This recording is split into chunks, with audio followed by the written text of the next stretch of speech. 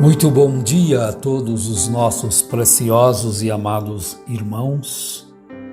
Que Deus nos abençoe e nos ajude na nossa jornada a sermos cada dia melhor, nem que seja um pouquinho, mas o nosso desejo é crescer na graça e no conhecimento de nosso Senhor Jesus Cristo. Prestação de contas. Acho que tudo que existe deve ter, uma prestação de contas daquilo que é feito, daquilo que é gasto. Jesus, ele falou sobre isso, Em outras palavras, ele falou sobre esta prestação de contas. Paulo escreveu, e a Bíblia, desde o Velho Testamento até o final, que é o Apocalipse, nós encontramos este assunto de uma forma severa. Nós devemos pensar um pouquinho. Dentro do nosso mundo natural aqui, deve ser feito com cuidado as coisas, porque chega a hora de prestar contas. Parece que aquilo fica escondido e que nunca aparece, mas uma hora a dívida ativa e essas coisas vai somando e a dívida vai aumentando. Na parábola do credor incompassivo, que nós tomamos aqui em Mateus 18, 23, Jesus disse assim: por isso o reino dos céus pode ser comparado a certo rei que quis ajustar contas com os seus servos. Prestação de contas. E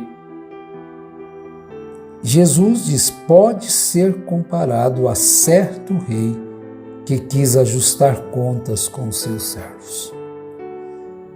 Nós somos servos.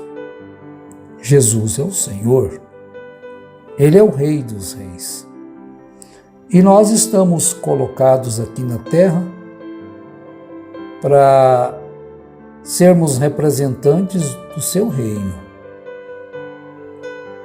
Vivermos, portanto, como alguém que tem um reino dentro em si, que deve prestar contas com aquilo que faz com o seu Senhor.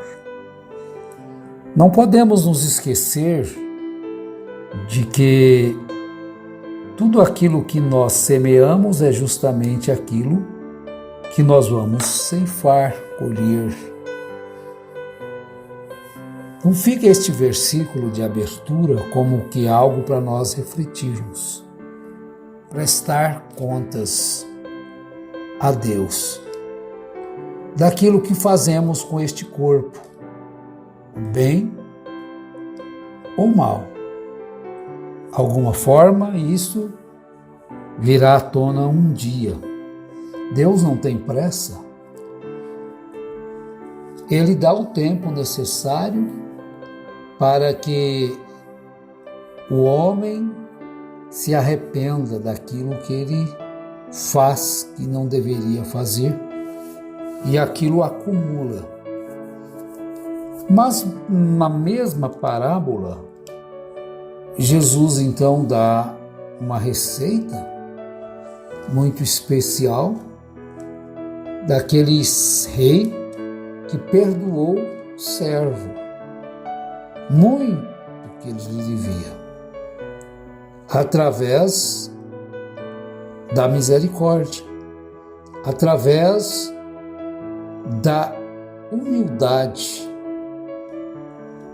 da súplica, porque ele devia e não negou a dívida. Ele assumiu, ele não pôs a responsabilidade para o ombro de outras pessoas. Vejam que, mesmo ele sendo incompassivo, porque ele alcançou o perdão da dívida, sim. Porque ele não tinha como pagar. Era muito alta a dívida. Mas ele foi iluminado.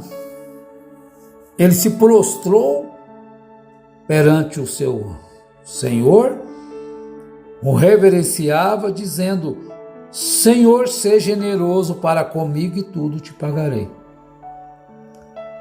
Mas essa questão eu não disse, eu não falei, não fui eu, de passar responsabilidade, transferir responsabilidade de pai para outra pessoa, de mãe para outra pessoa, de cristão para o outro. Cada um tem a sua parcela. Veja que ele foi condenado não pela sua dívida. Ele foi condenado por não perdoar, por não usar de misericórdia com o que lhe devia, que também lhe pediu por misericórdia, que também implorou para que ele esperasse um pouco mais. Ele não teve compaixão. Então, meus irmãos, Deus tem compaixão. Deus é amor. Deus é bondade. Agora, e nós? E eu? E você? Não somos do mesmo reino de Deus? Não temos o reino de Deus em nós? Por isso é que nós temos o mesmo Espírito. Ele nos deu do mesmo Espírito que estava em Jesus. Então, quando aquele homem se prostrou, se reverenciou e implorou, ele alcançou o perdão. Quando alguém lhe fez também aquilo, ele esqueceu de que tinha sido perdoado. Então veja que a condenação dele não foi por causa da sua dívida que era alta. Foi porque ele não usou de compaixão com aquele que lhe devia. Então isto aí deve ser observado. Deus perdoou-nos. Ele perdoa. Quando nós reconhecemos o que não somos, aquilo que nós precisamos ser, que não temos às vezes recursos em nós mesmos, ninguém tem. Então ele perdoa-nos através do arrependimento, do sacrifício, e aquilo então é perdoado. Então o que ele espera de nós? Que nós também perdoemos. Possamos perdoar aqueles que nos ofendem. Porque eu terei que prestar contas não das ações de Deus. Eu não tenho o direito de interrogar a Deus. Senhor, mas o Senhor perdoou aquela pessoa. Eu não tenho que interrogar a Deus. Eu tenho que examinar a mim mesmo. Eu examino a mim mesmo. E vejo se eu estou fazendo aquilo que Deus quer que eu faça. Vejam bem. Se eu estou cumprindo o desejo de Deus na minha vida, então você faz o mesmo. Se você está fazendo aquilo que você deve fazer com o seu próximo. Jesus, em Lucas capítulo 19, Lucas escreveu isso. Ele fala sobre a parábola, as parábolas dos 10 servos e das 10 minas. Certo homem, verso 12 diz assim: certo homem nobre partiu para uma terra remota a fim de tomar para si um reino e depois voltar. Chamando 10 servos seus, deu-lhes 10 minas e disse-lhes: negociai até que eu volte. negociai até que eu volte. E ele foi. E voltando ele, no verso 15, diz, depois de ter tomado o reino, disse que eles chamassem aqueles servos a quem tinha dado o dinheiro para saber o que cada um tinha ganhado negociando. Chegou a hora da prestação de contas. Meu Deus! Quando comparecermos diante do tribunal, comparecermos diante de Deus, de Jesus, e Ele pedir conta dos talentos, pedir conta daquilo que eu deveria fazer. Jesus está contando essa parábola, nos deixou esta parábola. O que você tem feito com o que eu te dei? Então, o primeiro prestou contas, o segundo também, e o terceiro, ele disse, tive medo de ti, que és homem rigoroso, que tiras o que não depositastes e cegas o que não semeaste. Aí Jesus se dirigiu a ele e disse, mau servo, pela tua boca te julgarei. Sabias que sou homem rigoroso, que tomo o que não depositei e cego o que não semeei? Por que, pois, não puseste o meu dinheiro no banco para que eu, vindo, recebesse com os juros? Então disse aos que o assistiam, tirai-lhe a mina e dai ao que tem 10. Eles responderam, Senhor, ele já tem 10 minas.